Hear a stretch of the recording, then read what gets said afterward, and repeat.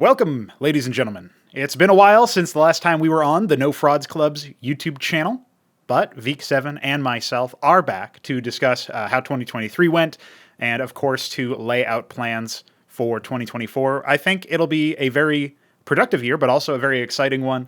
For those who maybe are in the dark or only follow this channel and haven't watched our personal channels or what we've been up to on a personal level or sort of like under the behind the scenes, etc. We have been working a lot on our Brood War conversion, Cosmonarchy Brood War. It is a very large scale and ambitious project for StarCraft 1 that essentially remakes a large portion of the game from gameplay in terms of like the design of the tech trees and etc. to, a lot of engine level changes, and a lot of it has been really insightful for experimenting with the RTS as a framework, as a gameplay genre, and seeing where we can take it.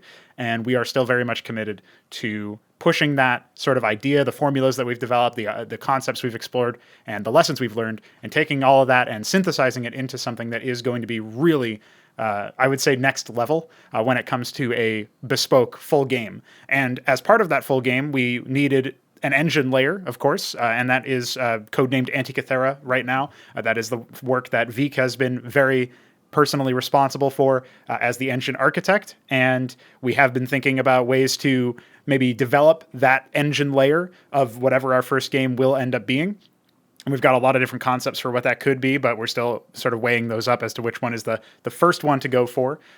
We've got a couple code names out there like Pangea. Some of the more fervent developers or followers, I should say, of our work might, these might mean something to them. But essentially, the main goal is to make RTS games that have scale, that you get to organically, I would say, a sort of mission statement, and then, but without sacrificing the individual significance of units, which means something like a StarCraft 1, where you have a lot of micro potential, a lot of value that you can get out of, in kinder terms than this probably, but babysitting essentially your units, making sure that you're micromanaging them at the same time as handling the macro, balancing those things. We don't want to eliminate macro like a lot of competitor games have been in the last couple of years. And we don't want to dumb down the game. We want to make it more impactful. We actually want to take something like StarCraft, which is an absurdly high skill ceiling, and we want to make it more of a skill ceiling, but we want to do so with organic plate spinning, probably would be the best way to describe it, so that you're not, spam clicking a unit up a cliff, up a ramp, not dealing with weirdness with regards to pathfinding or with regards to units sort of decolliding with each other or whatever. Those kinds of things tend to be more on the jank side, and we have worked to try to improve them in our mod for Brood War, but since Brood War is not open source, we haven't been able to do all of the things that we know we can do once we get that engine layer operational. So in this episode of Crow's Nest, you will be able to hear our plans for how we're going to do that, and a little bit of a recap of 2023, as well as, of course, a couple of other questions. Of course, we do have a donator question. If you like what we do and you want to support us financially, you can donate using our Ko-fi page, which is linked in the description. And as part of the perks for that, you get to ask questions on episodes like these and on my solo show, Prototype, which is on my channel. I'll leave a link to all that stuff in the description. With all that said, Veeq, what do you want to talk about first when it comes to recapping 2023? Do you have any opening words or anything that comes to mind? There's a lot of things you just said, so I have to think through all of that.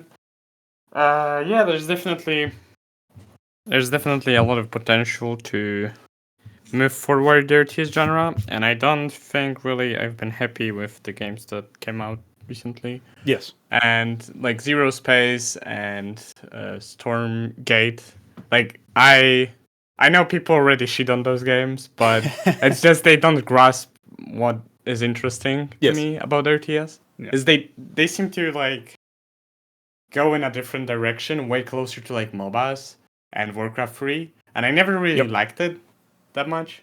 I always preferred scale, and I like you said, I think it's important to preserve the organic aspect of attaining scale. I don't know exactly. I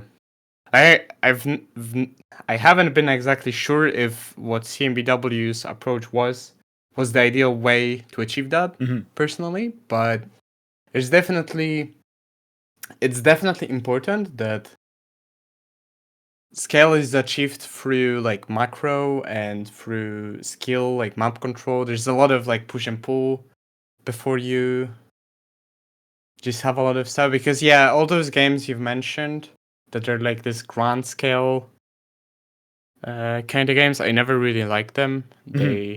they have things like formation movement, like squad movement, and that always felt very clunky. And the units just like,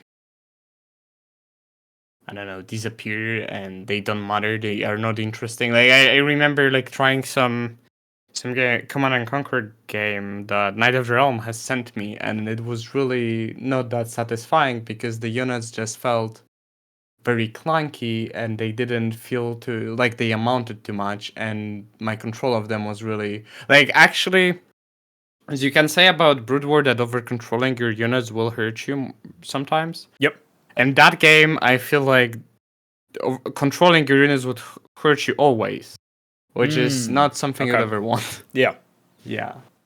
Right. It's like they're literally. It's almost like they had a system in place that reduced the impact of micro on the game to the point where I remember hearing a developer interview with the developers behind Planetary Annihilation, which had a Kickstarter and then released a sort of ho-hum response. But that game, the designers of that game were also responsible in some part for games like Total Annihilation or Supreme Commander, I believe, actually, which is in and of itself sort of a successor to Total Annihilation. And one of the things that they said was that they were deliberately avoiding having upgrades or not upgrades, active abilities on units because, and their reasoning for it was, they wanted to remove micro from the game.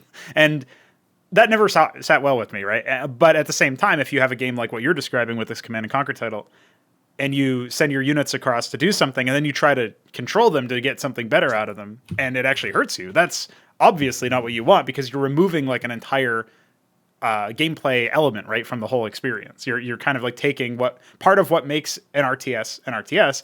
And in the modern era, you referenced MOBAs. I feel like RTS games could be, if we didn't know what they were and somebody invented them sort of out of nothing in the modern climate of video games, you would see that and think, wow, you just put like 3 games in one game. Who's going to ever play this? Is too hard. But that's actually the genuine aspect of it, is like, yes, you control units, right? And like controlling a military, that's kind of a game in and of itself. You could make a game just out of that, right? Many people do, the RTTs of the world or whatever.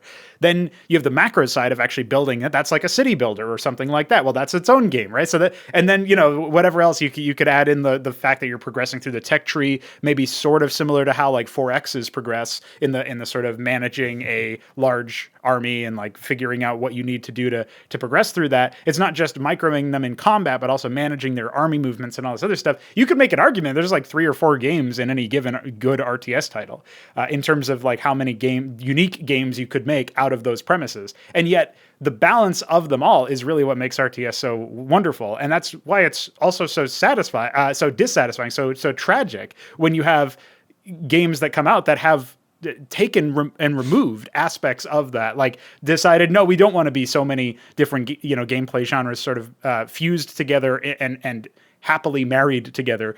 We want to just remove some of them and make it easier, make it simpler. And yet they tried to replicate Warcraft 3, which was the biggest mishmash yeah, true, that was like ever created, I feel like.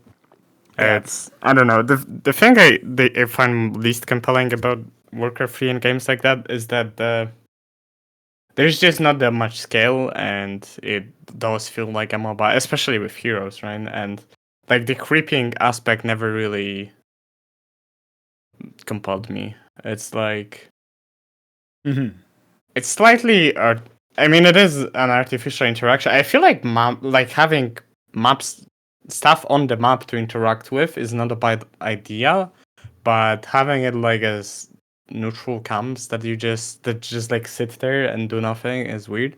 Like we had the abstract idea, and I think it was kind of cool. Yeah, if you had like neutral AI trying to compete for their own goals, it's something not really, probably wouldn't feel very well for like a competitive match, for like a tournament, but it's still something interesting that nice to explore, I think. And it's just more compelling to me than the camps. Yes, it's almost taking it to another level where you're saying, oh, you want creep camps, you want things you can interact with on the map that are hostile to everybody or hostile to you or whatever, but not controlled by your direct opponent. I think the interesting aspect of that comes from, well, the interesting aspect of any interaction comes from what the opponent does. And so if your opponent is temporarily, you're just focusing on a neutral opponent, a neutral hostile opponent, which is what happens with Warcraft 3 creep camps, well, what do they do? There's some very minor things that they will do, like casting certain spells if they have them, but otherwise they kind of just act very brainlessly and very silly, and there's all these tactics to abuse them, and they're very solvable. And again, maybe that makes sense from a competitive perspective, because then it's like, okay, well, I know exactly what my opponent is going to do because I've studied them and I know how to respond to them. And so like that makes the most sense for having that be competitive.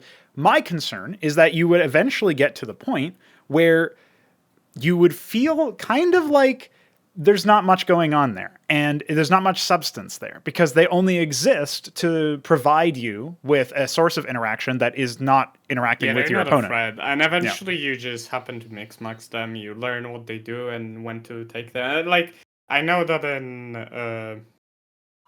the large game, the Frozen Giant Studio game, Stormgate, they did like a catapult camp, and when you kill it, you get a catapult that pushes, sort of like Heroes of the Storm style. And is it ally controlled? Is it AI controlled? No, it's not. Okay.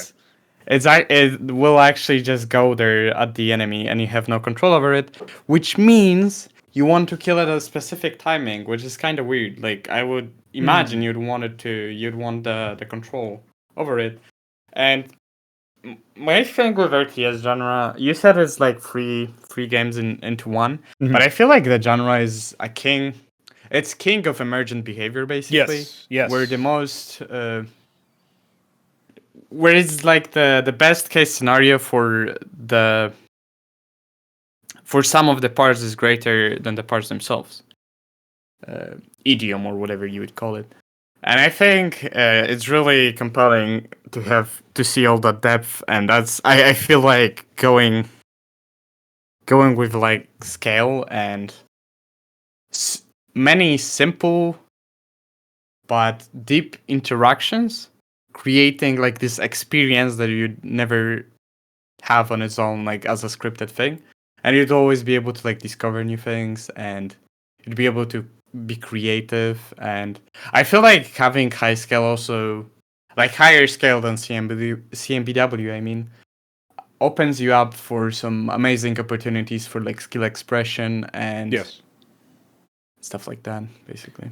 Well, it's one of the reasons why, as a player, you yourself, Veeq, have said before that you prefer when you get into the mid game or even the end game, because at that point you got more things going on, and it shows a more complete player who can balance all of the plate spinning, right? Like managing all the bases and deploy, and that goes beyond just workers, of course. It's like setting up defenses, setting up additional production arms, hiding tech if you need to, or finding a good location for it where it's defensible. Obviously, your army rotations and considering your rally points and all this other stuff. These are important things where if you don't have the ability to manage all of those things as a player, then getting into the mid game or the late game is when you are going to be at your most volatile, your most vulnerable, because if you're kind of more on the one trick side where you're really good at the army control, but maybe not so good at the macro, then that's going to be exposed when you get to that point. And so you get to a more complete picture of how good a player is at handling all of that emergent behavior that you talked about. I love the description. RTS is king of emergent behavior, because yes, there's so many different things. And if we're going to talk about neutral creep camps and stuff, that would be a great thing to think about, right? Is how could that become an emergent thing? One of the ideas that this reminds me of, I've had many ideas for interesting sort of twists on, for example, campaign missions, where you're still playing fundamentally an RTS at heart. It's not a micro mission. It's not a hero escort mission or whatever. It's none of those things. It's you start off with a base, you build up your base, you have workers, you harvest resources, et cetera, et cetera. You do all of that stuff, but some little twists now and then, I think adding on to it and sort of riffing on the RTS design. What other things can we throw at the player? I've had a couple of ideas, and I haven't created any of these proofs of concept yet, but I think they're worth exploring even now. One of the ideas, if you guys may remember in the people who have played the Brood War campaign, the second UED mission is called the Delarian Shipyards, and you go to that place, which is the namesake of the mission. You make your way there. and it's a micro mission, and you're supposed to just take command of battle cruisers that are in dry dock. Now, I think what would be really cool is if those battle cruisers were, undergoing repairs or something, and if you accelerated that repair, you would then claim the unit, and so you would have this sort of neutral resource on the map where maybe it would be more than just battle cruisers. It's a shipyard, so maybe there would be other ships. In CMBW, we've got so many different units, right? The follow-up of this concept is the thing that you were pushing with like storytelling. Yes.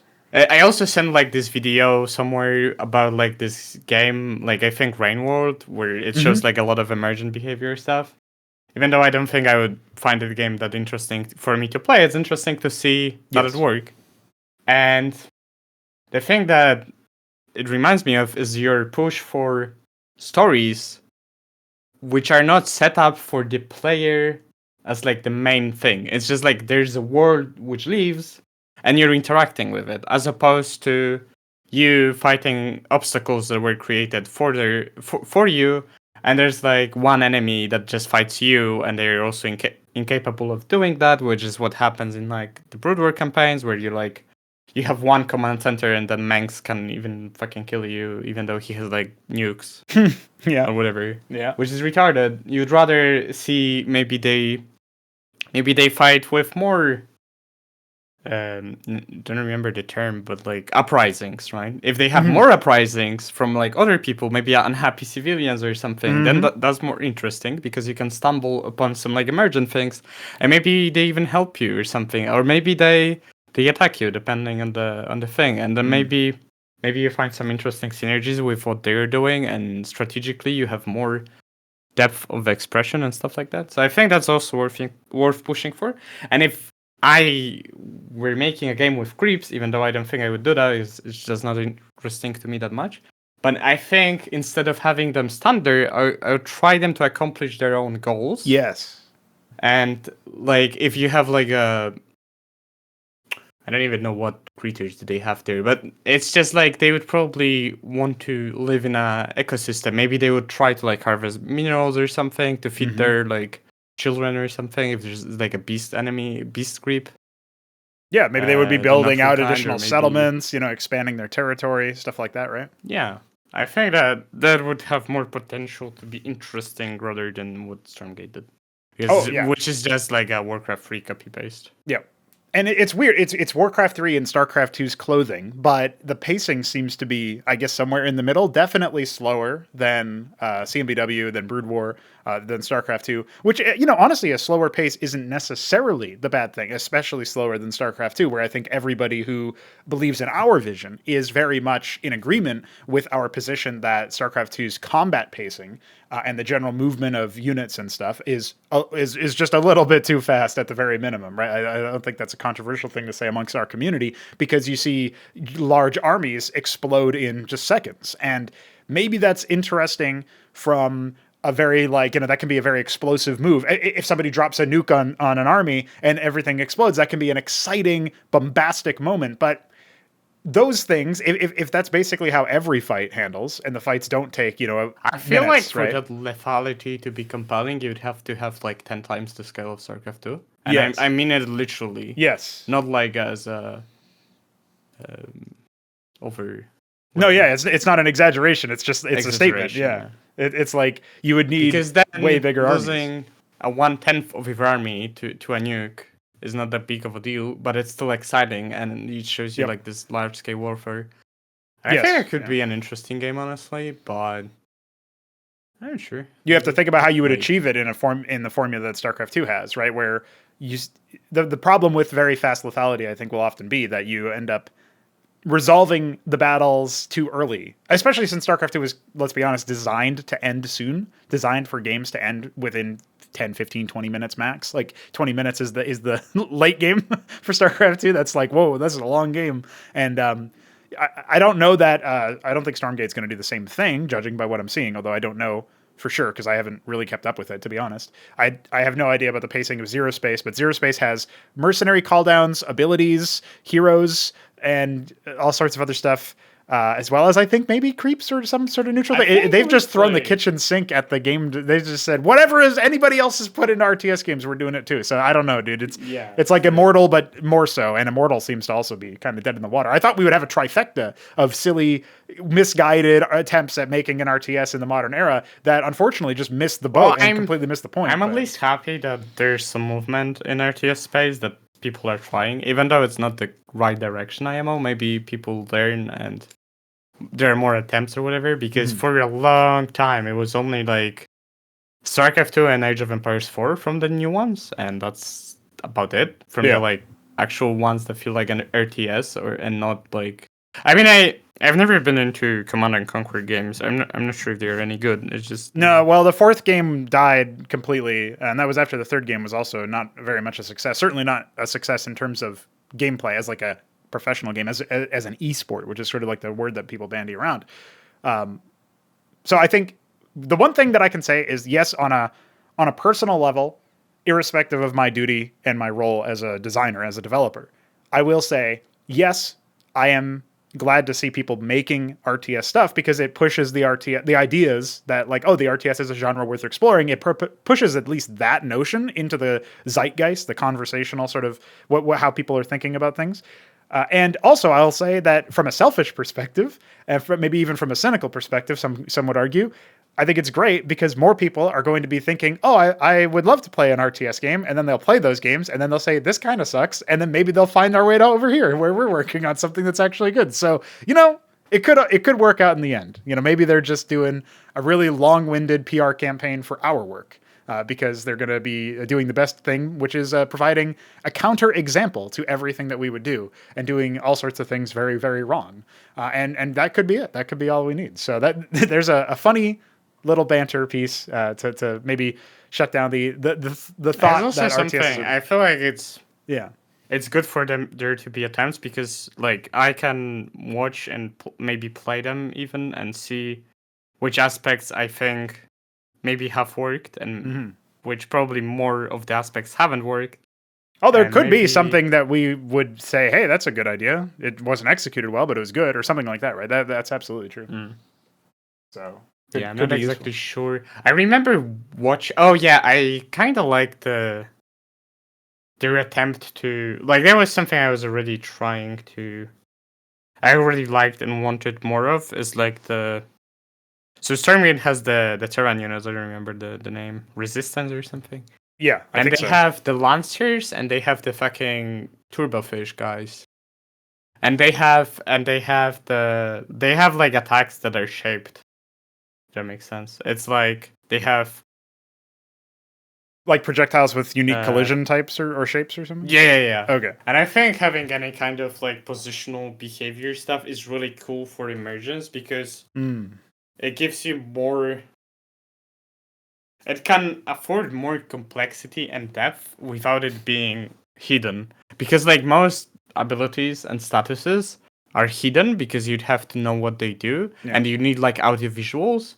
But for any kind of bullet behavior, you just see the bullet and how it moves.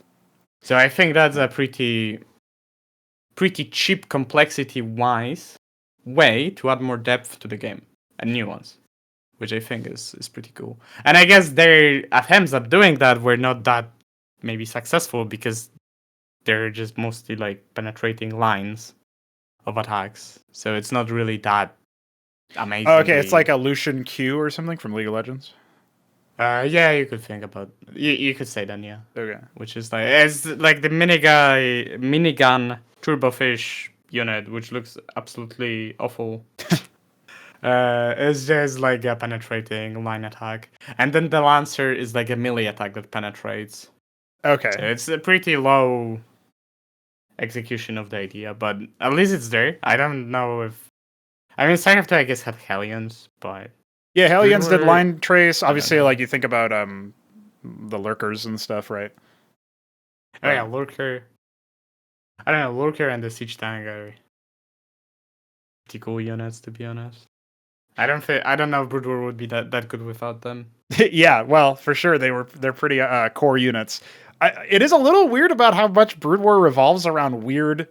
From the outside, they look like bugs that interact with Darkstorm, where like the main projectile doesn't hit, but the splash damage hits, unless they're burrowed, and then it doesn't hit. It's like what this is like stacking. Like that's very invisible, and it's like without that, the game would be totally different in terms of its balance, and maybe it would be imbalanced. And that's kind of weird. These like load-bearing, confusing, unreadable aspects of the game's balance. But I think a lot of the reason why Brood War is hard is because it has those like unintuitive bugs or like specific things. Yes, the interactions that are very specific. Yeah, it's just like the game is it has so much knowledge burden. Yes, that you would not expect. It's not like you will read a tooltip and it will say like, oh, this will the Darkstorm ignores direct attacks but not splash attacks, and also ignores any attacks to burrowed units or whatever. It doesn't explain that. It's something hidden, and it's an implementation detail perhaps, but I think you can easily conceptualize it as a bug, and it just doesn't seem like they ever put effort to doing that in the code from what we have seen. And maybe that's just because they implemented it that way and they decided it's fine if it's that way, or maybe they never knew there's a bug like that. Who knows? But it's definitely not intuitive. One of the things that always comes back to bite me when I talk to hardcore Brood War communities is I always tell them, Brood War isn't the be-all end-all, man. Like, this isn't the end stage of RTS. It's not like, these designers got everything right and then sort of, went on to do nothing else anywhere. In fact, the fact that these designers have not made another impressive RTS game since StarCraft 1 is kind of, the smoking gun for this theory that maybe it was an accident. It seems like they are not interested. Like, for example, Blizzard is not interested in RTS genre at all because all the StarCraft 2 expansions earned them less money than one microtransaction amount in World of Warcraft. So. Oh, yes, yeah. Well, the incentives by the consumers have definitely kneecapped, I think, more than just Blizzard, but just in general. But I will say, even beyond that, the fact that StarCraft 2 didn't really, stand to the test of time as even, a quarter of the game that StarCraft 1 was. And yet, it's not like that's because StarCraft 2 is still a good game, but StarCraft 1 is just a great game. It's StarCraft 1 is not even really all that great, in an objective sense, right? Like, if you compare it to the field, it's the king, it's the top dog. But there are so many things that I think just playing Cosmonic Brood War kind of indicates to you. You might disagree with certain design decisions, like Veeq said, maybe the level of scale could still be increased, or there could be certain things that could be changed further, or stuff about it. I'm not claiming it's a perfect thing, obviously. If we had arrived at perfection with that, we wouldn't be thinking about continuing to make other games in the future, right? So our own behavior kind of elucidates that. But what I will say is just playing it and seeing a different sort of riff on what the RTS genre could be, on what Brood War could be, on what a Brood War styled RTS game could be. That is usually enough to make people realize, oh, I would love if Brood War had this thing. It could just be one, like we were just talking about how maybe Stormgate has one thing that we think, oh, that's kind of cool. Like you outlined earlier. Yeah, you could probably take the same thing for the Brood War diehards to play CMBW or check it out and think, oh yeah, maybe if that one thing was in Brood War, that would be really cool. Like if that's enough. That's enough to start the sort of march to a higher level of, I would say, introspection about the genre. So, well, Veeq, we have talked a lot about RTSs and our mission statement regarding them, what we want to do with them. Is there anything in particular about the last year, about 2023, that you wanted to highlight as something that we did, or shall we just move on to our plans for the next year? What do you think? It's been definitely cool to see all the Ascension tournaments. That's right, yeah. And yeah, it's cool to see. I'm definitely grateful for the community to becoming more active. It's been a blast. Yeah, that was pretty cool.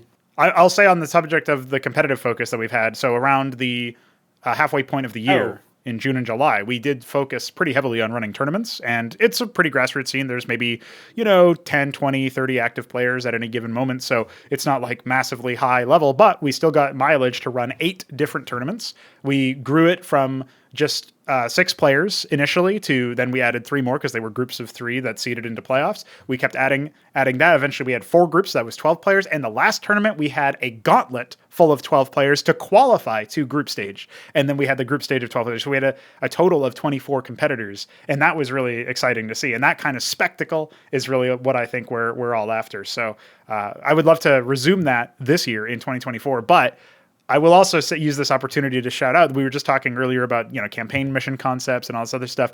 I really want to lay into the content, because that is, unfortunately, like we said, one positive thing about 2023. I'll say an unfortunate thing is that as a result of the focus on competitive stuff, balancing, improving the audio visuals so that the game was more readable, so that players could play better, and doing all these other features like achieving selection extension and all this other stuff that we've done.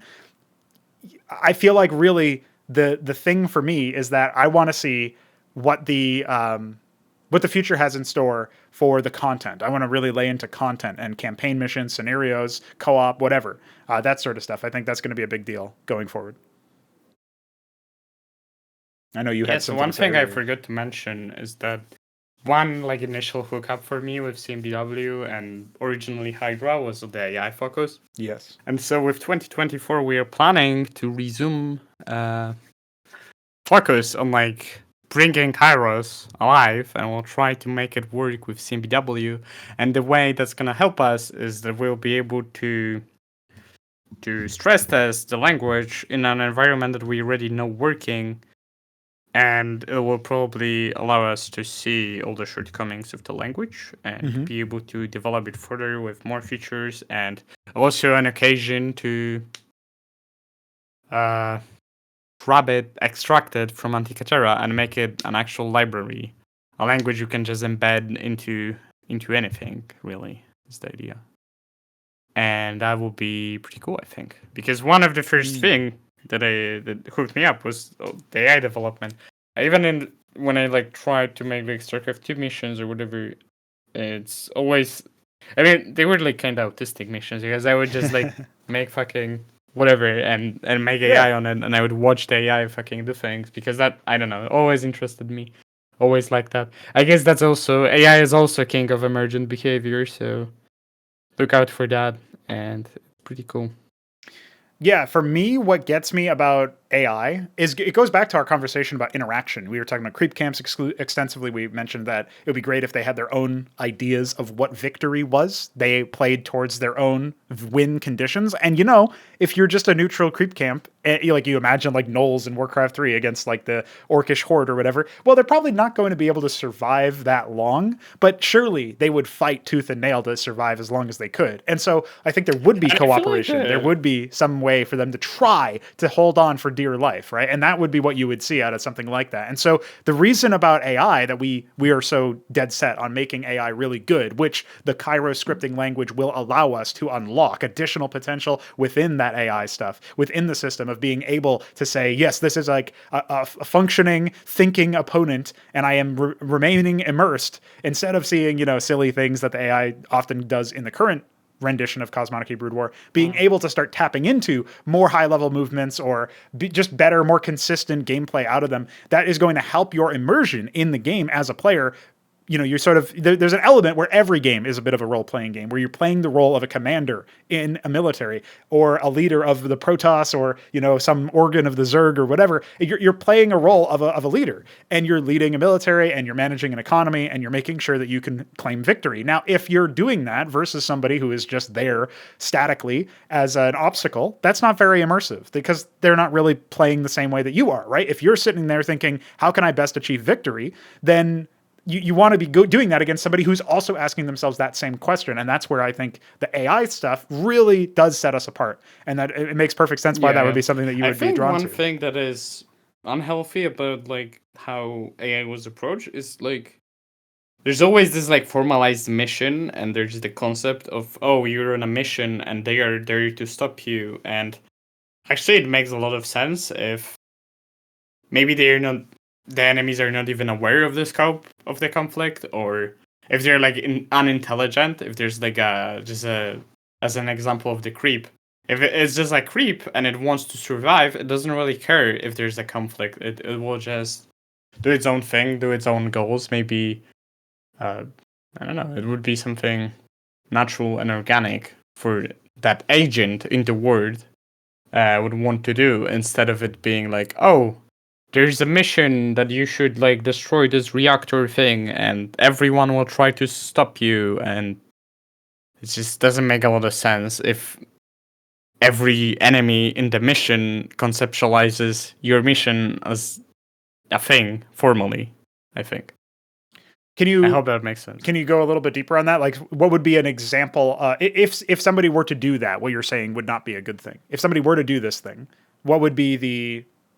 How would the AI be behaving? How would the enemies be behaving in a way that would be like, obviously bad or something like that, right? Like, they have their own goals, and Yes, like you were saying, they're supposed to win for themselves, but their win conditions will be different than yours, right? Okay. And maybe sometimes there is a conflict where formally their objective is to stop you because they don't want you to achieve something. And that's okay. I think it's fine if that's formalized sometimes. But most of the time, I feel like the agents of the world would not know what your mission is and would instead have their own missions. In an organic world, that's usually true. And I think striving for that is something good. And that I feel like that's been accomplished by you for most of the designs that you were doing early and even more so later. So I'm not saying that you are not achieving that. No. Yeah, I wanted to make sure I understood. To Brood War. Yeah, I wanted to make sure I understood. What I think is interesting is and this is where, like, if it's a 1 versus 1, or what I would sometimes refer to as like a glorified 1 versus 1, which is just when it's a team game, but like, 2v2 or whatever, if there's only 2 sides to a battle, I think it can be a little bit harder unless there is some pizzazz, some twist, like I was talking about with for example, the Delarian Shipyards remake idea, where you're reassembling a fleet, and that fleet is like it's not really the main objective; it's a side objective. But you might have an opponent who really heavily focuses on that, to perhaps the detriment, the vulnerability of other parts of their war machine, which would maybe a lot like if they're pushing their, repairmen and escort and military off to the side, then maybe you can abuse that to attack into their base when they're vulnerable or something like that. Just a simple example. So you could still get a different way of accomplishing that goal, even if that goal is kind of the same goal that you have. Because in this case, the goal is to defeat you, which is obviously in direct contrast to your goal to survive and to defeat them. But the way that they're going at it, that can be where you can get interesting permutations on a 1 versus 1 level, on a side where it's one side versus the other. But when you get a free-for-all, when you get multiple sides to a conflict, you gave the example of maybe there's like a hostile sort of uprising happening, and that helps you. You can take advantage of it, but they're not necessarily allied to you. So there, you just could have discover that they're uprising and doing something. You could obviously use that to your advantage if you can get good intel on where they're positioned and scout them out and see what they're doing. Then you can say, okay, they're like massing up an attack on this area. Then maybe at the same time I attack the other. Their conversation about their goal or something. Maybe they wanted to like retrieve, I don't know, a mine or something, and you help them with that, and they in exchange help you and they ally to you or something. I know that Iquer actually tried to have something like that in his. Yes, he had listening posts and stuff, and Overlord was the name of his project. Yeah. I think that's interesting, definitely, and it's even cooler if it's organic and it's not like a formalized thing. If it is an emergent world for you to experience instead of just a formalized to-do list, I think, and a series of scripted events. Yeah, that's the thing, is it has to be organic. And so what I was thinking is, like, when you were saying that, maybe if you had like detection or something within range of an area, you might get like ambient dialogue or something. That could be kind of interesting. Is like, I don't know how you would do it in a way that isn't really heavy for the. Well, it could be just unit bounter, right? Yeah, it could be. If you fight them and they're saying, "Damn it, our objective is to retrieve the mines. Let's not focus on the enemy or something." Yeah, it's just their banter on the units, and you see them retreat. Then you can have this aha moment, and maybe you either like retrieve their objective and you keep it for yourself because it gives you a strategic advantage, or maybe you trade with them or something. I'm not exactly sure how you would formalize it as a game UI thing or whatever, how you would like signal to the game what your intention is. Yeah. But I feel like an emergent behavior like that would be cool. Probably wouldn't want what games usually do. They just have dialogue options, right, where you can like click things. Yeah. But I don't know if that works in RTS context, honestly. I think it would be a little distracting. Yeah, well, like if you imagine there's like a mechanic in the game to, it's like, you could think of it very basic. Like there's cargo that these people are after, and you can load it in a transport. Then maybe like that transport gets flagged as carrying the cargo, and if you're flying it, maybe based on previous things that you've done or something, or maybe you could think of it like if you're flying it towards your base for whatever reason, then okay, maybe they're going to pursue you. If you're flying it towards their base, well, they're not going to shoot you down. That's going to be defeating the purpose, right? Because then maybe that destroys it. If you're flying it towards their sort of area, then that action can be intuited, and they can say, "Hey, you're trying to help us. All right, they're on our side," or something. I don't know. It's hard to imagine exactly how you would specifically implement that, but having it be an action, that would be more emergent, right? That would be more organic, I think. So, based on the player's actions. So I think when we think about, tell me more about Kairos. I was just about to ask, because we were talking about these different specific things that we can do or that we want to do, but maybe you can elaborate a little bit more on how this helps. Yeah, one thing about Kairos, by the way, is that we could also adapt it for triggers and like cutscenes and whatever. So that was actually something I was trying for Antikythera already. So we'll see if that also comes true for Brood War. And for Brood War, there are some tasks I would need to do. So first of all, I have to actually extract it as a library, and so far I have 1,000 errors I have to fix because it no longer has the utilities of Antikythera, right? So, and I also don't think I want to port them over exactly. Maybe I could formalize them as a library, but I don't know if that's mature enough for it to be reusable. So I will probably come up with my own structures, ADTs or whatever that I need, or maybe someone use the STD stuff. We'll see. And I think so one thing I've been doing is I've obviously been working, and we use a lot of STL and STD, and it has its downsides. It's not the most optimal thing in the world, but it's there and you can use it, and it's somewhat useful, and especially if you know how it works internally. Some things are really slow and non-performant, and some things are better, and I can try to reuse some of it sometimes, and sometimes if I need something more specific, I can expand on that and just make something custom. And I think that's an approach I'm willing to try. I also kind of came back to doing methods and stuff. That's mostly because of my work. It's just somewhat convenient, but we'll see. I'm willing to experiment with a bigger subset of C++ and seeing how it works out. And the big thing with that is just the minimal viable product mindset, where I actually want to achieve stuff instead of agonizing over how it's achieved. And it would be nice to be able to move forward. And one thing that actually I've been really reluctant to do was the Madrigal rework. Mm-hmm. And it's the greatest thing that it happened, but the way I did it was using STD vector, which I didn't really ever like, but I did it and it worked, and it's cool that it exists. And we wouldn't have it without it, and I think it's cool that we have it.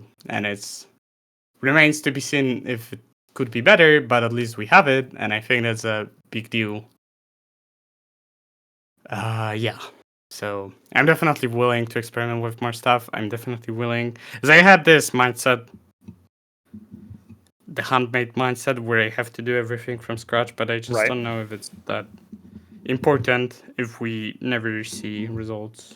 And also to think about it, the handmade mindset of making everything from scratch, it's kind of hard to apply that to Brood War, right? Because we don't have source code, so it makes it really hard to do certain things. Yeah, that's true. Right. So I feel like it's not truly possible to do everything from scratch, because I'm reusing formats that already exist. Like I'm reusing PNG.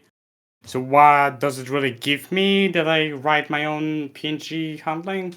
It's it will probably be less stable. It probably will require more maintenance, and I'm not really making a new format with that.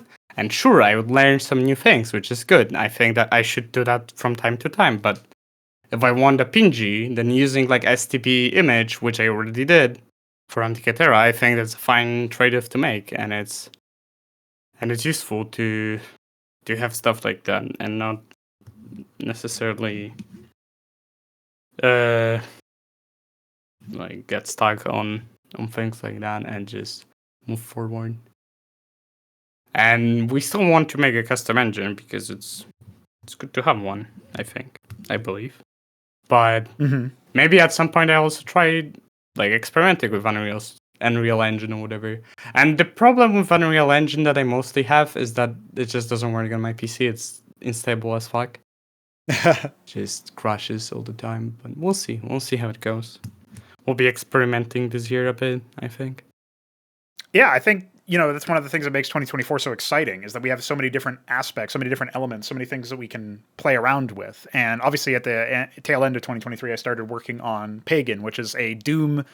I guess right now it's like more of a level set, but ideally it would have a lot of changes to the monsters and the arsenal and mechanics. Like I actually slowed down the movement speed a little bit from normal Doom and stuff, just to see what I could play around with, just sort of experimenting. And it's very different, very orthogonal to RTS design, but it definitely gave me some thoughts. And that level of tinkering, having certain projects, having a vision, being able to stress put to work the sort of design muscles, the creative muscles.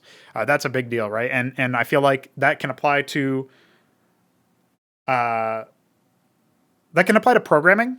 I think in the same way, like talking about, okay, now lift the chains that are binding you. Stop trying to make everything from scratch. What can we do to make this happen right now? And I think that definitely seems to. I mean, maybe you can tell me more about specifically how Kairos is going to embody that. But I guess that's really one of the main reasons why you're doing it, right? Why you're thinking about porting it to CMBW. Yeah, I've been trying to.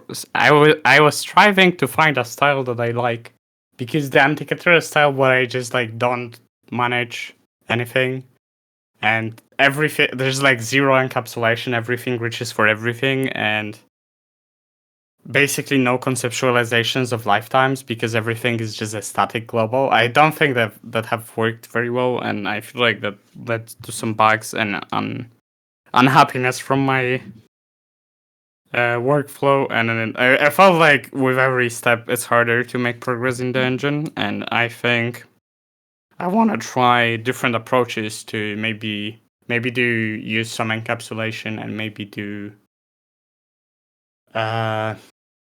think about lifetimes, and even if that means using some of like the C++ features or whatever, I think I'm fine with that.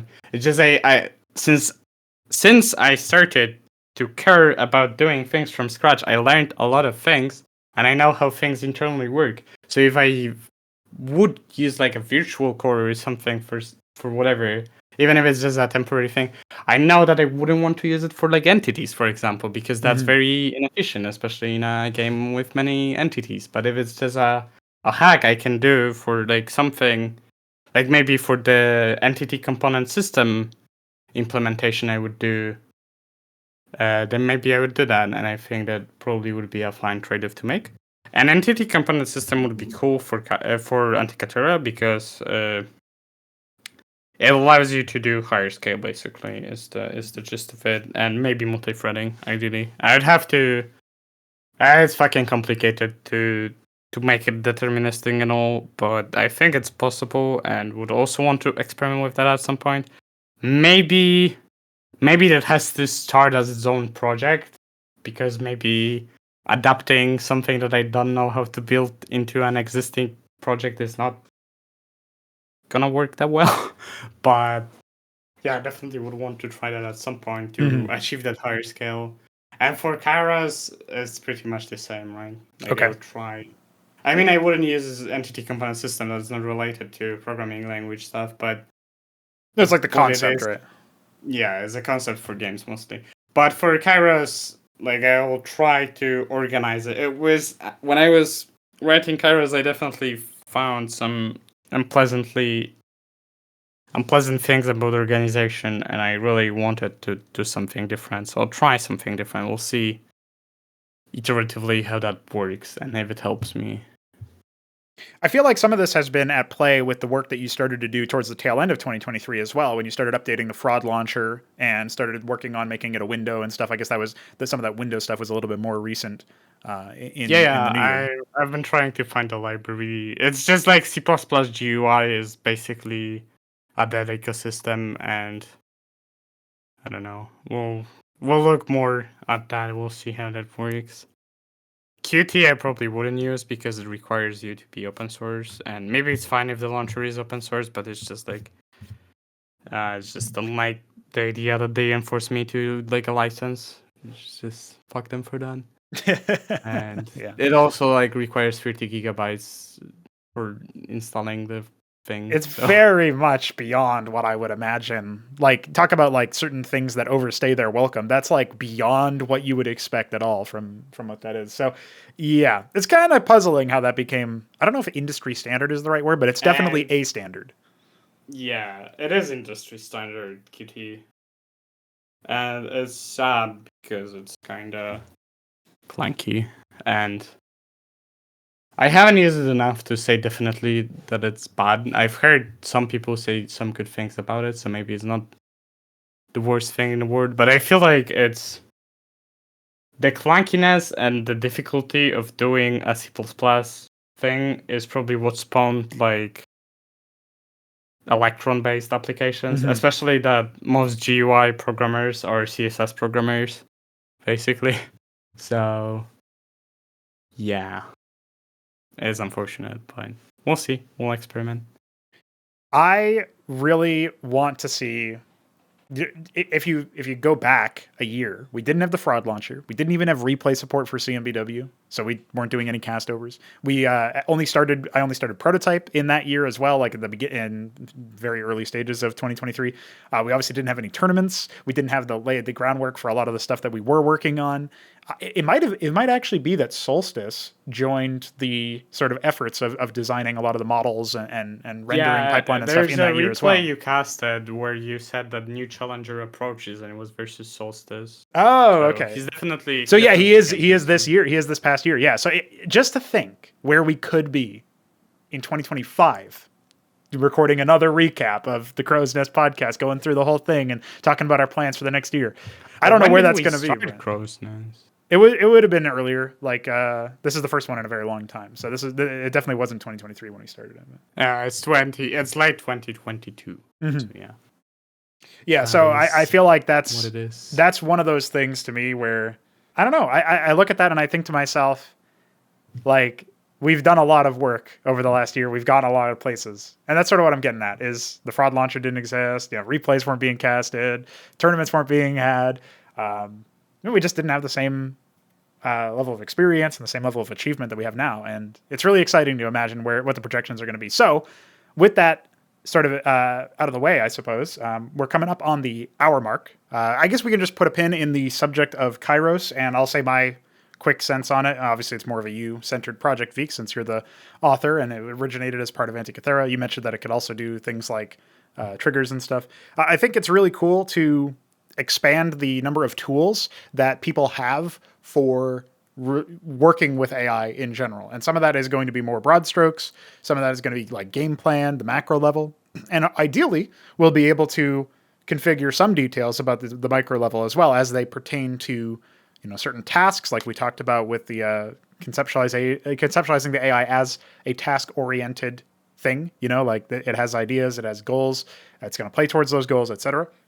But also, as it pertains to something that, like there's optimal ways in some capacity, like a broad optimal thing to do when it comes to micro, where you want to kite with ranged units from melee and you want to, position units in general and stuff. Like there's certain things that it doesn't really make sense to change based on a personality unless you were specifically trying to make something that was less than optimal for one reason or another. So I'd say kiting is more of an implementation thing for like the engine. But I think Kairos will be pretty good at specifying strategies and even tactics, like where to attack, how to attack. I think we can make some abstractions for that. And I think the whole async workflow with it will be pretty cool. Especially if we can like cancel async functions or something. And then we can also shuffle them like I've mentioned to you. Mm-hmm. And then I'm also planning the like request queue system where you can have multiple request queues that you can all manage at the same time. So you can like pause them, shift your priorities and stuff like that. And yeah, I think the more we develop it, the more it has potential to essentially give you control of like sequences of events you want the AI to execute depending on like conditions, which is basically, you can basically map that to goals and tasks. Mm-hmm. But I think it's more freeform than that, and it's more powerful than that. Yeah, I'm basically thinking we want if the goals can be different, but even in a world where the goals are the same, kind of echoing our design talk about 1v1 versus, FFA and stuff, we still want the AI to be able we want players and developers and stuff to be able to leverage more things to customize that, right? I think is the Yeah, and I think one of my biggest goal with Kairos is for it to be performant, which is why it compiles to bytecode. And maybe in the future, if I'm capable, it will also compile to assembly. I don't know. We'll see about that. Would be pretty cool if it had just-in-time compilation or something. But right. We'll see. We'll see. And yeah, it would be really cool to expose a powerful facility for designers, and it's just something that you can do on map-to-map basis instead of an engine, since that always kind of changes depending on personality. That's the main thing, and we want it to be situation. more granular so that designers can optimize or change certain details that are bespoke to their exact circumstance. And even then, I feel like it will be possible in Kairos to define AIs that are very flexible, that are like intelligent. You'll be able to code that in on strategical level, where you'll be able to like give them ideas of what to do and how to do it, and it will come down to how well you can write that, of course, but it gives its actual language, and it also has async, which is like a combination of what you would be able to do in ASC3 and also in like an actual programming language, and it's also simple, I think, which is a big deal. So yeah, I'm looking forward to it. Yeah, from what I've seen, it looks very powerful, and it does seem like it's going to be a breath of fresh air compared to writing AI that I normally have to write, which is ASC3, the Brood War modding AI language, and it's not great. We'll say that much. So even with all the improvements that we've made over the years, it's still very much fundamentally flawed. So hopefully we can do that. That's definitely that plays into our plans for 2024 actually, and there's a number of things that sort of go into this discussion. One of them is the plans for, I mentioned earlier, I really want to lay into content. Obviously, I want to continue the tournament series for CMBW. I think that 2024 can be the last primary year in which we develop Cosmonarchy Brood War, in the sense of, we've got a couple of goal. A lot of the goals of CMBW has always been to sort of experiment, to see where what kinds of directions we want to go, what kinds of things we want to try, and what kinds of things we think are still good. So it's definitely helped narrow our focus on what helps make a really high quality RTS game, the likes of which we honestly haven't seen. And I think when we consider it, we factor that in, right? I don't know. Something about it tells me, obviously there's still ways that we could significantly overhaul CMBW, but I feel like we're kind of entering that final stretch where obviously we've had, competitive tournaments. I think it would be a bit weird if we fundamentally changed a lot of details about it. And obviously, Veeq, you and I have butted heads on that particular point a couple of times, but I guess the main thing for me is that it just feels like it's entrenched in people's minds what CMBW is right now. It would be bad form if we decided to like try a completely different architecture for like how tech trees are designed or something, where you'd have to basically redo all the balancing. That would be bad because we have already an established player base and it's even played competitively. So, and it also, if we done something like that, even despite that, that could end up being like a multi-year project potentially. So yeah, definitely have to be careful. I hope we talked about it privately that we could try experiment at least with like trying to up the scale a bit with like we're discussing like the 2 base thing being a standard. Yeah. And I'm curious how that would go. Would be really cool. Yeah, and so that's another thing that kind of is encompassed by our plans for 2024. It's trying to have a little bit more, putting in more effort to have more open dialogue between the two of us, especially because which is why we should make another episode soon. Yes, I agree. And I guess we can talk about my misgivings about the game state. Yeah, a more focused, targeted thing, right? Some of my ideas, and because I've told to you privately that I think we've lost some things after like repacing CMBW, and that I would want some of them back ideally, and I guess I can expand on it in the later episode. And yeah, it'd be pretty cool. Yeah, for me, I like the idea of working I really like the idea of working with you. I mean, we had that call not very long ago where we just sort of went over certain specific, kind of like low scale things. It was just like individual units or Low whatever, but hanging still. fruits, I guess. What was that? Low hanging fruits. Yeah, yeah. And for me, I just look at that and I think to myself, damn, like, I don't know, it reminded me of when we were working together a little bit more frequently. And it's one of those things where, for a variety of reasons, you obviously have your full time job now. And then even when you had maybe some free time, you might have been disincentivized to, because you were at your full time job, or because you were focusing on like Antikythera while I was focusing on CMW or whatever. There's like different things that occurred where I took more total ownership over the project while you were busy with other things. And then when you did have free time to maybe contribute, you felt like your voice wasn't being heard as a result of the fact that, Well, there were toonies. But I tried to voice my thoughts in considering future changes. I guess some people have came across as they were like negative or aggressive or something or angry. Mm-hmm. Which was never my intention. It's just like I was always passionate for CMW, and there was a point I really miss parts of that has disappeared, and that's why I was voicing my feedback a little bit more vocally to bring them into attention.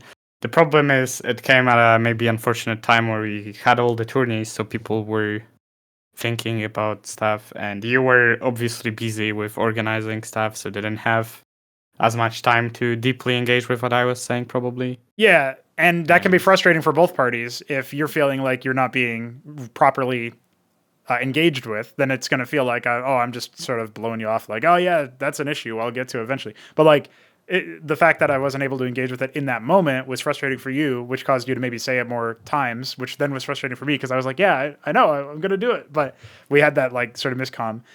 In general, I think the way forward on that subject is the fact that now we've sort of made it obvious that like you're going to be able to balance your time better, which means you can contribute. But the motivation to contribute comes from the collaboration, comes from not feeling like, it's just a task list that you do on like a job, but on top of your actual job already. So if you have more input and then we get to the point where you're more on board with all of the details and you believe in the project, then that is where I think that turns the corner, right? And then that's more that does require you to be able to have a more consistent voice in the development of the project, which I think, like, again, we spoke privately, but it wasn't like a deliberate thing that you weren't able to do that. It was more like a combination of different focuses and then your job and then your availability and all this other stuff. And it just sort of snowballed because perhaps we didn't really have a good talk on it. And anyway, I did explain my plans for like what I think CMBW should be looking at for 2024, and some of the details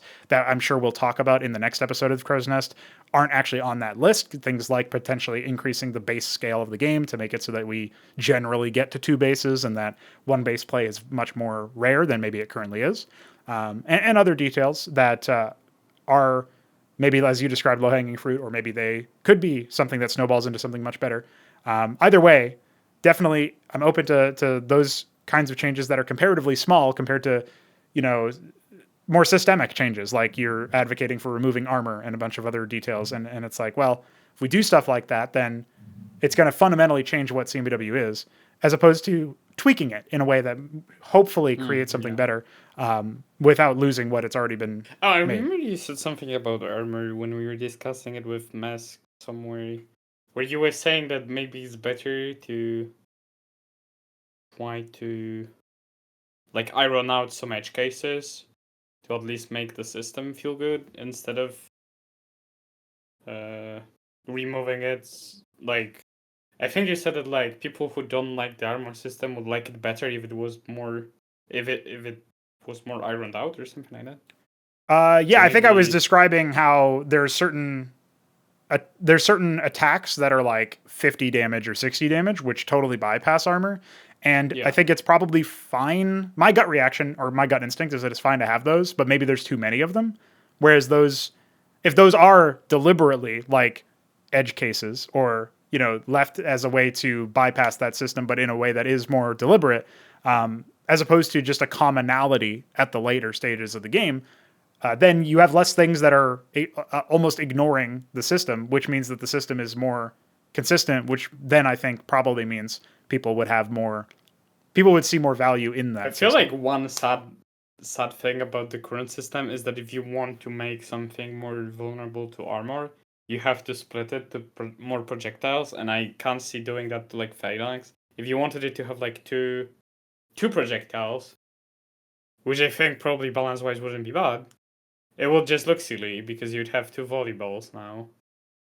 Well, I guess the that's projectile kinda... for the phalanx is going to be a little bit different anyway. But I guess you could have a sequence fire where it just shoots one and then the other, and it's like That could be cool actually, because it's a behavioral thing where maybe you get hit by the first one and but you you can escape dodge the the other. second Yeah, one. yeah. Yeah, So that's maybe what I that's would think even about doing. more balanced. Yeah. I also think it might be fine to do certain things that are on a different level, certain things that are more pattern based, like the paladin, or whatever. I was thinking of a conceptual revision to the Goliath ground weapon once ago. I don't think I'm going to do it, but if anybody knows the Dreadnought in Warhammer 40K Dawn of War 2 has I think maybe the Dreadnought in Dawn of War 1 has this as well, where it has like an ability where it shoots its Gatling gun from like a cone area starting at the right and rotates to the left. And then I think maybe sometimes it goes back to the right again.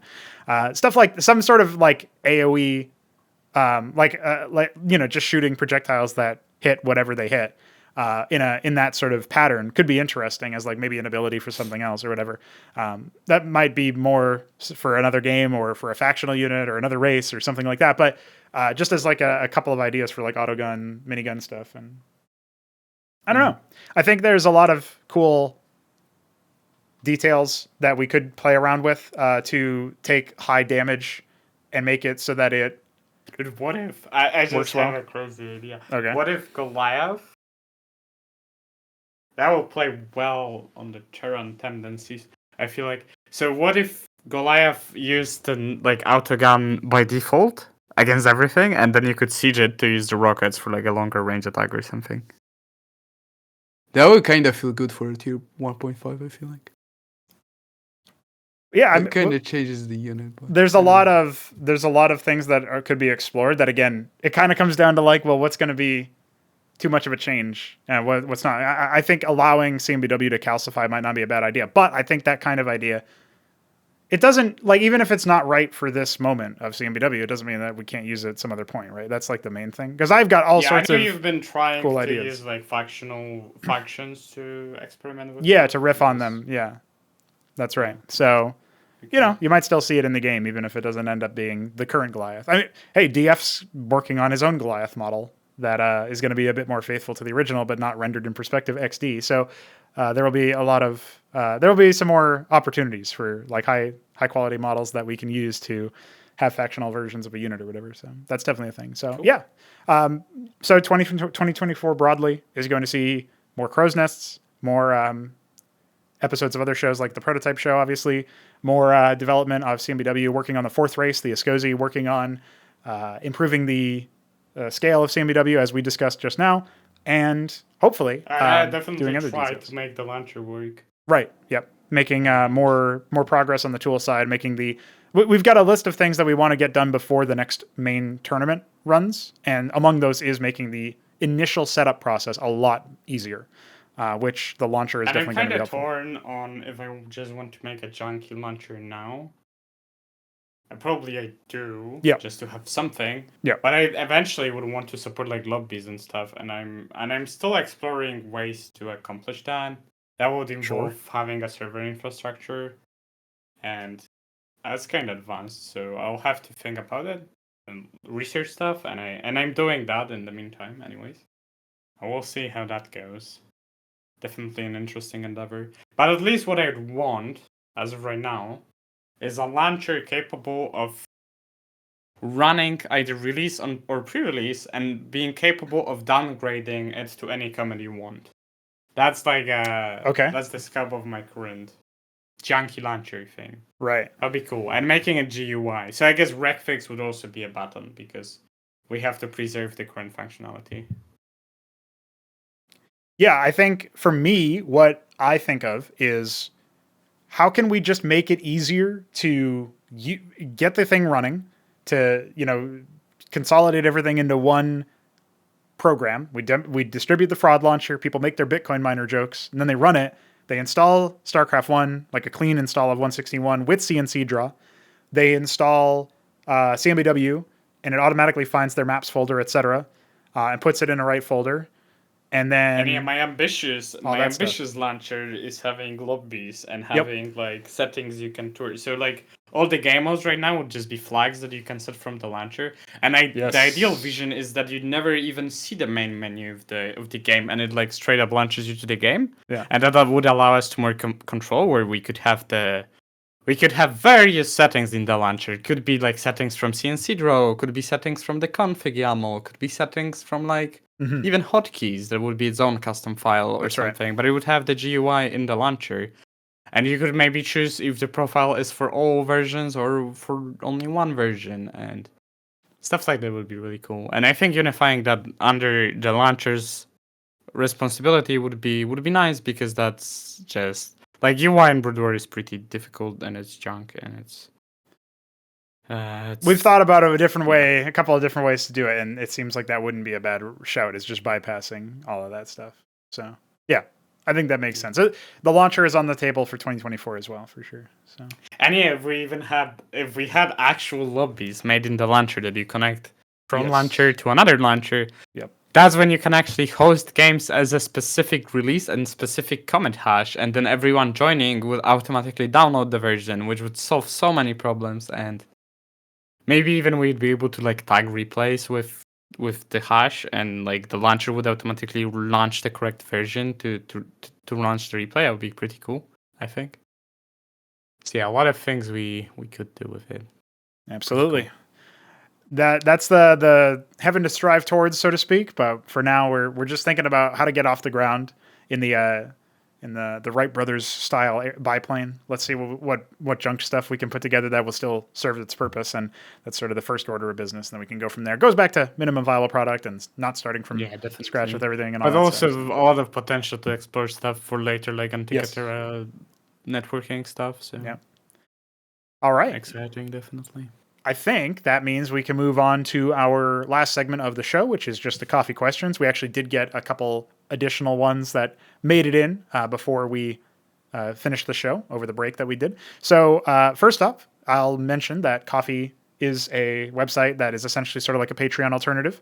If you like what we do, you like the work that we do, you believe in our vision, or you just want to support us for whatever reason, then Veeq takes 50%, I take 50% of I'll definitely say that it's been helpful to have that, because like some of the time it's just like I'm feeling like I'm dangerously low on money, and then I look at my PayPal and it's just like, oh, okay, this relieves me of any stress. Yes. And I know that's been even more so, I think, for you. So that's right.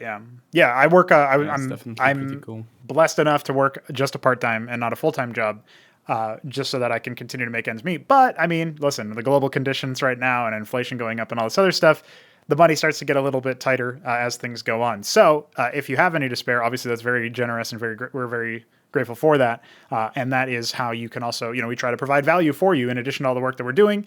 We also answer questions.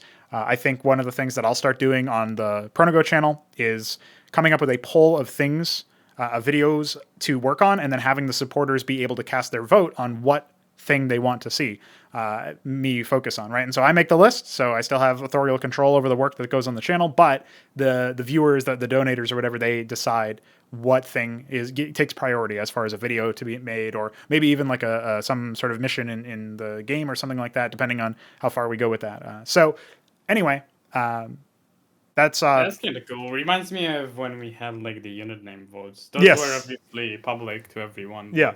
Having like coffee exclusive ones, I think, is a cool way of engaging with that community. It's cool to give back to those people if they support us, and it's good to give back to all of you guys who support the community. It's pretty cool. Yep. It's pretty nice that we have this, maybe not that big, but pretty big. Community that plays the games. Yes, yeah. There's a lot of people. It's nice to also see people like Hapsaya join. Yes. So shout out to the homie. Shout out to Hapsaya. He's a cool guy. He's been grinding zero space lately. But yesterday there was like some degen in the chat, and it was really annoying. He was telling that Hapsaya is like the worst human being, and he was just like, chill responding to him and like actually wanting to have a discussion, and the guy was like, "Oh fuck you, you bad person. Everyone says you're bad." Dude, he's And that was reformed now. funny. 2020. I watched a really funny. I think it was a video that he Yeah. released. Where he's like, Yeah, I said that. he's like, I'm reformed, guys, and then he loads in and he's like, just kidding, I'm still gonna fucking cheese this asshole or something. So he's Yeah. funny. He's got a personality. I'll put it to you that way. So Yeah. shout out to the homie. All right. Well, our first question in this coffee section is from Chumbeque, also known to us as Hoop Thrower from way back. And actually, you know, he's asked questions before, but very rarely, if ever, on Prototype. So he stepped up to the plate to ask questions for this one, which tells us that he's maybe more interested in our efforts as a team, perhaps. And that's cool to see. So happy to see some representation from him. He asks a pretty large question, so I'll see if I can do it justice here and explain it, so to speak, and then we can get into it. So he asks, given the sheer scope of the unit rosters of each faction, what are your plans to getting it to a manageable size in a minimum viable product? Reduce the total number of factions you plan to have in the initial release?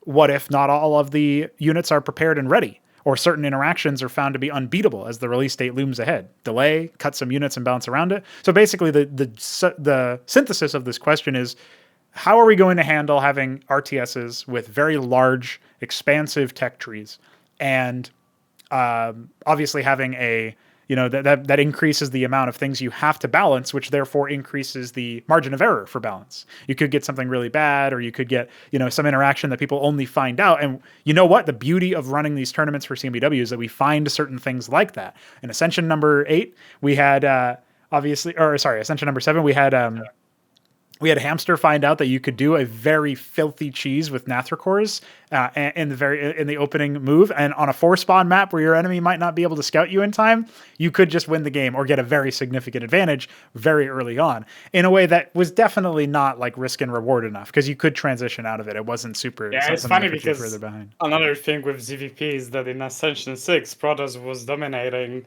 the matchup, and then suddenly there's like a swing because people discovered that you can actually be aggressive with Zephyr cores. And that was without any balance changes to the pool units or to the gateway units, right? So it's not even like something went down that people started to think about. The thing that changed is like the positron stopped being so viable. I mean, it's still viable, I guess, but it's not as much of a powerhouse. So we were incentivized to do different things, and I think that kind of gives this window of opportunity for Zerg. And normally in the previous version, it's like you'd probably defend it with the positron, a counter maybe. Although a counter is much pricier, so I don't know. And it feels like the changes were made to Protoss, so things have changed. But yeah, additionally, Zerg was pretty strong, and it just compounded. And the definitely big factor is people even trying to do that, and that was not how the meta was fought. Like Chambler never thought that would be possible, I don't think. No. And then like some new guy came in, tried it, and it adopted as the meta. Yeah, actually, I think it was Sipiak and iSarcasm, and it depends. Zerg, Protoss, Terran, that's like their group of players. And they I think It Depends brought the others in, and they started playing, and they would try to do limit testing. They'd try to figure out, what can you really do with this? What are the cool things about this? What can we accomplish here? And that definitely pushed it forward. So the concern from Chumbeque's question here is absolutely true. It's something that is going to be something that we have to think about. But in that way, it almost absolves you of getting it absolutely right for the release. If you think about it like, assuming you have a good crop of testers, you're going to find some things and then be able to fix them before release.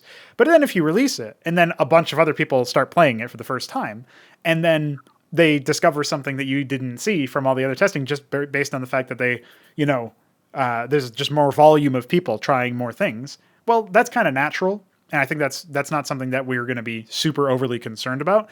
But we are going to do our due diligence, get people in who, at various stages of the project, similar to CMBW, we're going to have our core audience who are already with us, who are going to be behind us and interested in testing when we deem it fit for testing. And then, maybe we start by just rolling it out to the OGs and like the people who we have trusted standards for like basic things, like how do you feel about the art, how do you feel about the general design, how do you feel about like the campaigns or whatever. And then as we get more and more people sort of inculcated into that, we're going to have more and more people trying to play multiplayer matches, and we'll try to get, target some higher skill people and whatnot. But you're going to get those innovators, those people who are interested in limit testing. Those people might come into the community later on, and we might then, grant them access, or maybe it's an open access thing or whatever, similar to CMBW is right now. And when that kind of thing happens, that is going to be helpful for the beta testing. So that's going to help us definitely. When it comes to the initial release, I kind of feel like maybe this question was being posed with the idea of the main primary retail game that we're planning for Xibalba. And that is the RTS that's, initially planned to have 10 tech tiers and 100 units per race and all this other stuff.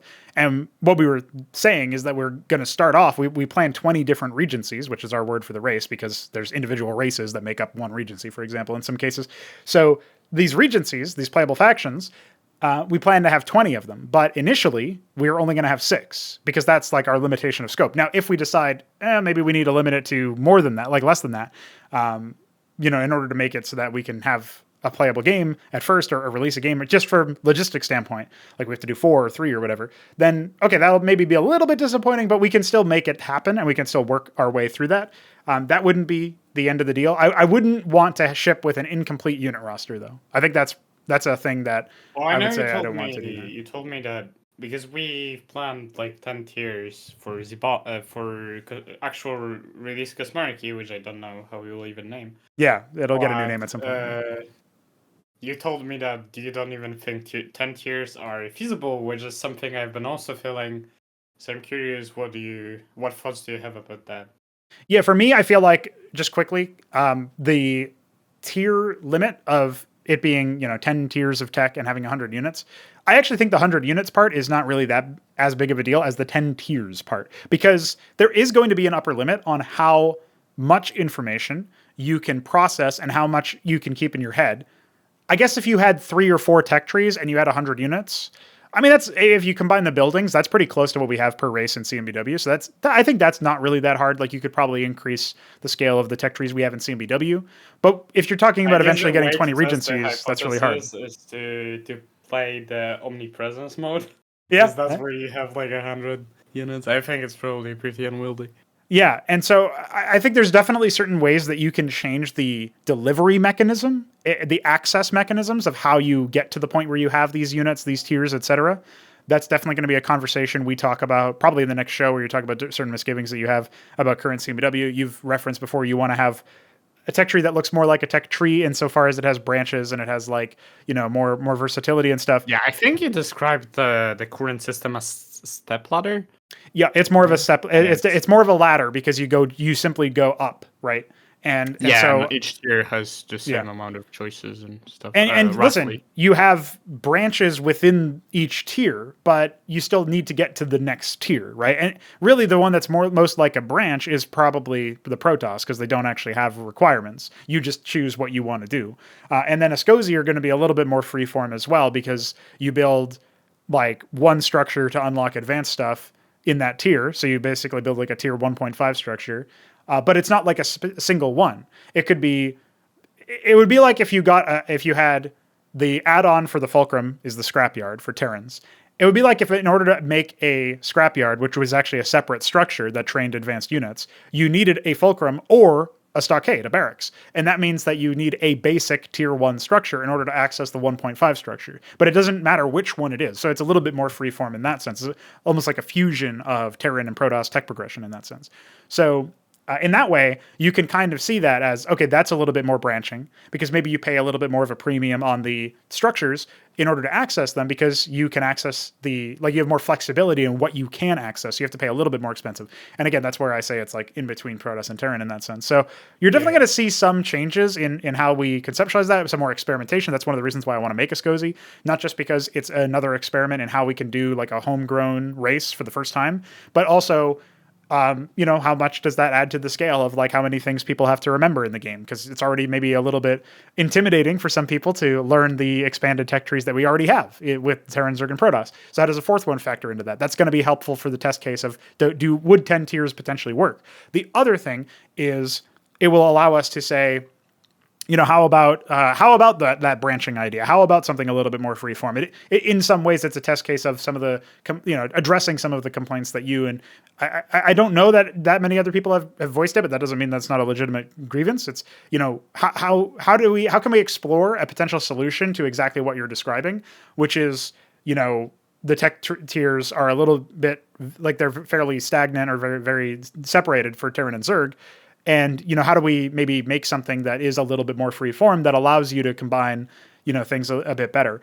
And is that going to be the future? The right? Zerg revisions were a breath of fresh air. So that's Yep. been pretty cool. Yeah, for those. And I think the freeform tree idea has a lot of potential to not only augment the pacing of the game to be more interesting and more personalized to person and more also giving you better freedom of choice of tools to choose.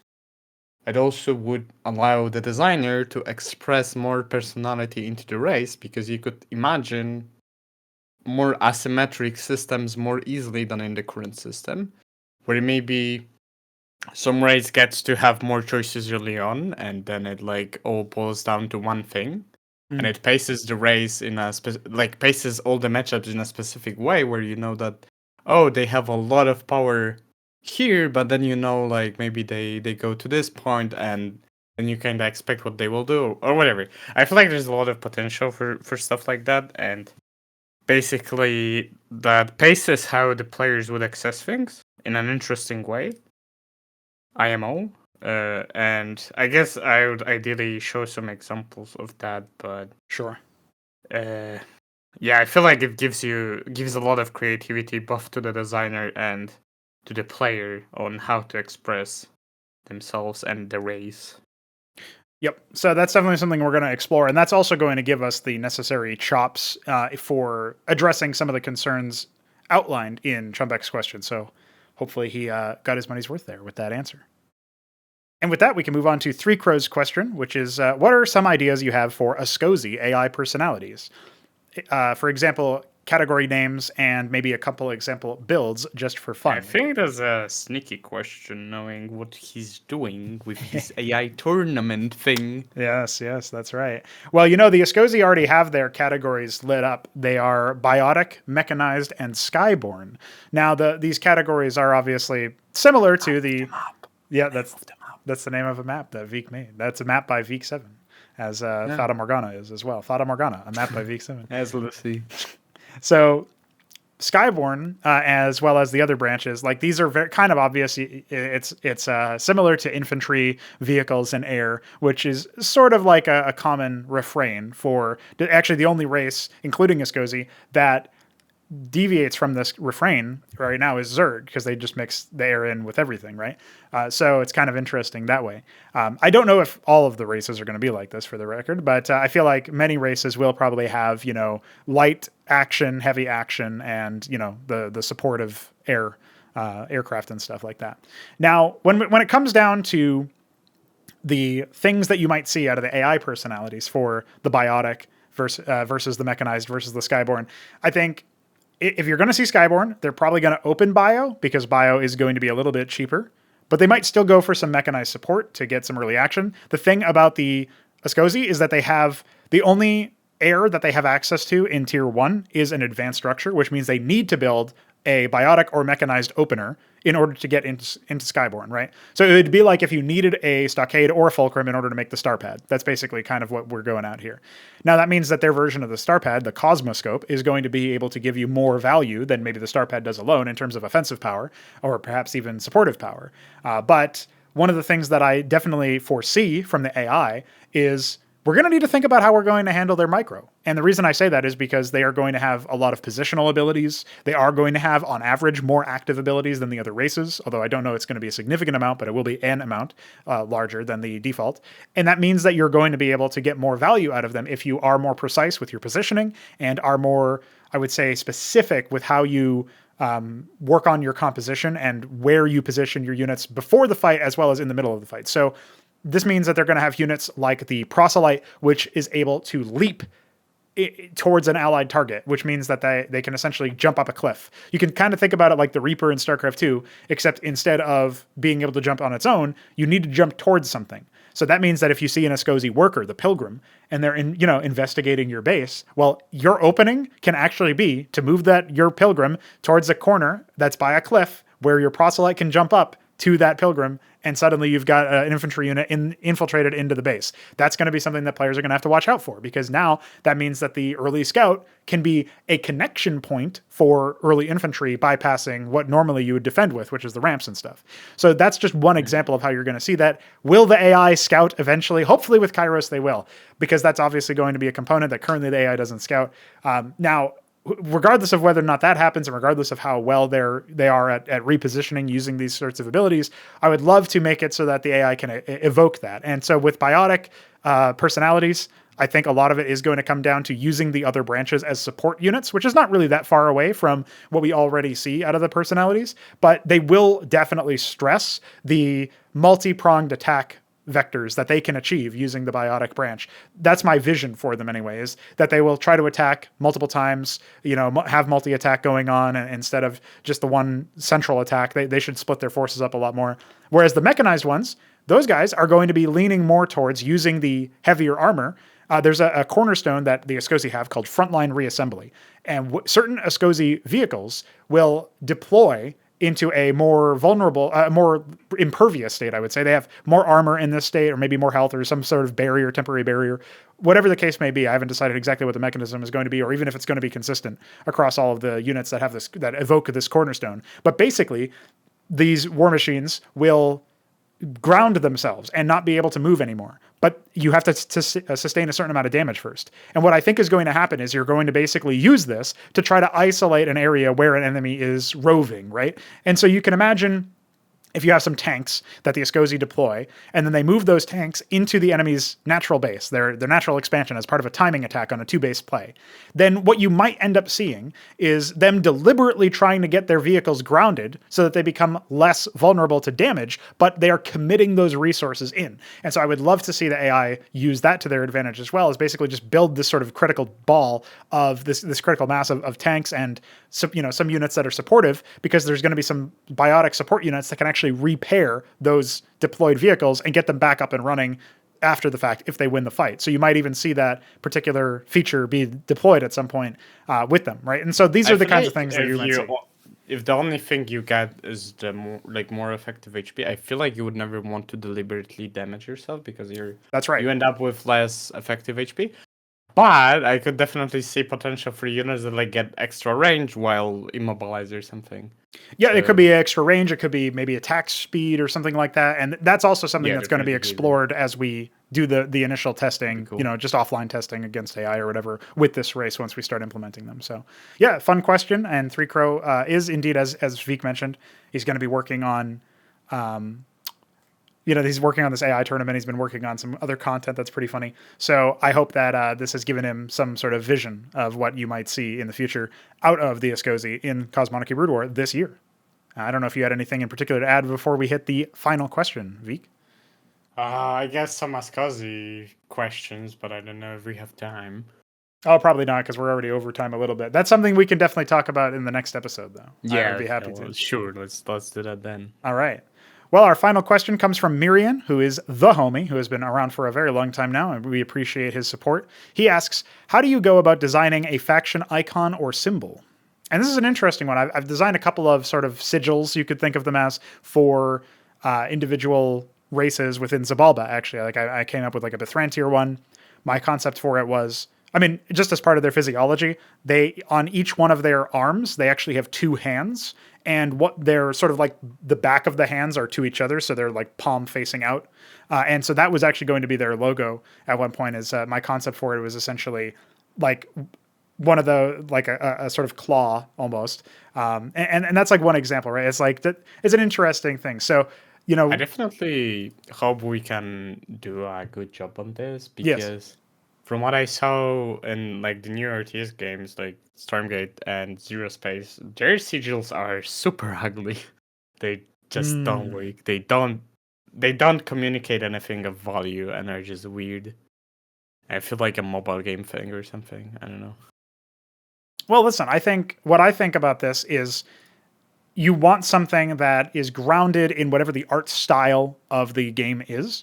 And then on top of that, you want something that is representative, that is evocative of it. And so in the case of like the Nadarasatha, which have those double-handed arms, right? Those guys are like, okay, you got to think about them as, well, what does that symbolize? Like, I chose that not just because it was part of the vision of the part of the actual physical appearance of the race, but also because what do we think as humans when we see something like that? Well, maybe we think of mirroring, maybe we think of reflections, maybe we think of, shadows, right? That's another thing that you could think of. And they are a regency that is very much something that thrives within darkness. There's a lot of sort of deeper things that you can almost psychoanalyze or examine very deeply about, ideally about a good sigil, because it's something that communicates on its face the thematics, the core ideas, or the general gist of the takeaway of what the race is all about. But then, if you pay attention to details, say it's the difference between, reading a very important moment in a book. You read this this impactful paragraph at the end of like the halfway point between the book or something, and something really happens that's got a lot of like surface significance. Then that's important, your first read. But what I want is the second read, in this analogy, should be, oh, I noticed so many more details and so many more references that are sort of laying the groundwork for something that will happen later on. That's kind of what I want out of the sigils. I want the sigils to have these embodiments of the race that, it does a good job at convincing you of what their themes are and communicating those themes immediately, your first viewing. But then later on, you come back and look at it and you think, damn, I can't even imagine how it could be any better. Like it even lays the groundwork and plants the seeds of the kinds of details that you might notice in the future.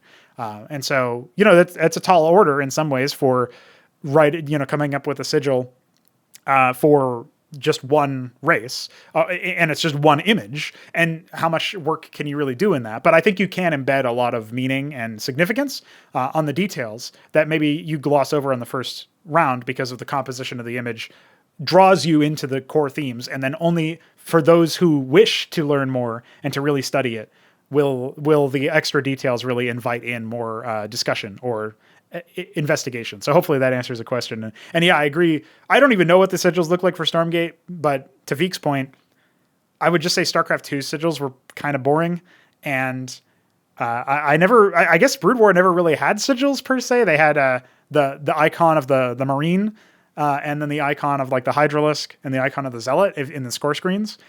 But I feel like there's definitely room for improvement there in all RTS games that I've played. And at least with the StarCraft stuff, it's like, well, I guess the Zerg one is like a conch shell or some sort of fossil icon, but with like Zerg goop coming off of it. And it's like, I guess, but I don't know. Like, not only is that shape not used anywhere in the actual shape language of the race with its architecture or whatever. Same for the sigil for the Terrans, and for the Protoss, maybe it's a little bit more understandable because it's at least using certain details of the race, like the architecture, where it has like the color scheme down at the very least. But we don't really see anything. It's not like it's part of the biology or it's part of the physiology, and it's not really even like a symbol that seems to be important to them. Like, you don't see those symbols in the real world. They are not, within the world themselves, right? They are just sort of things that exist outside, almost as, marketing pieces or whatever. It's like, yeah, that's the logo, we decided on them, but it's not like an important symbol to the race, if you know what I mean. So it's not like the Protoss take the symbol that they use in StarCraft 2 for the race. It's not that it exists in universe, right? It doesn't happen. So that's one thing that I think is a missed opportunity. I don't know if you have any other thoughts on sigils and faction icons and stuff like that. Yeah, I guess you're right that they're not really actualized in the actual world, which is something we should definitely try. And to me, the StarCraft 2 sigils always felt natural, but that's probably just because I spent so much time with them and never really questioned them.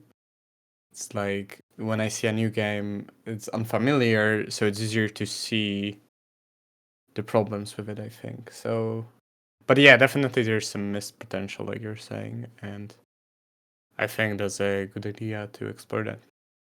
All right. Yeah, I definitely agree. For the show outro, since Veeq just compiled a list of topics that he wants to cover for the next Crow's Nest, I can tell you guys a little bit about that. We can sort of hint at what else we might be talking about next time around. We are going to indeed cover the Askosi, going through some of the different core mechanics that they evoke and also some of the details of how to set them apart from the other races while giving them, some of the things that are kind of necessary for a race to have it within CMBW, which are things like crowd control and corpse interactions and stuff like that. So what kinds of details are we going to see there? That's a question to answer, or a bunch of questions to answer in the next episode. Of course, the other stuff that we're going to do is we're going to dive a little bit more into Veeq's thoughts and misgivings about the economy for CMBW and the scale, the tech tree, and some of the ways that we can maybe move it into something that is a little bit more freeform or a little bit more. Yeah, and what else to try for the new game? Yep, and how we can move on from there, exactly. What lessons we can take and what ideas we can try to implement.